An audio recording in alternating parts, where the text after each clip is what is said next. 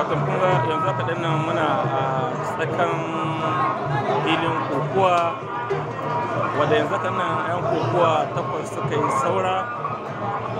waɗanda daidai lokacin da a dan an jima kaɗan za su fitowa a yankon balar da za ta nuna cewa 'yan kokuwa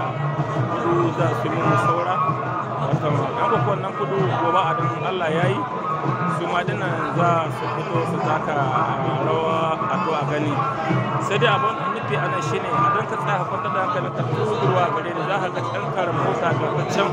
wannan motar ita ce ta shampiyona ba ta nan a daidai dandalin kofar 'yan jarida da dandalin kofar ɗin da muke kan aiki mu suke can sama suna gabatar da aiki.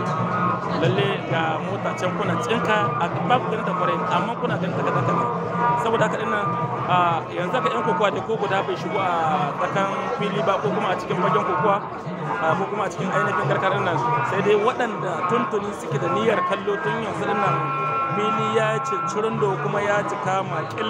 ya da ake zato ga bisani akan shawar kallon wannan kokowar. Sai dai mu ce Allah baiwa mai rabo sa'a.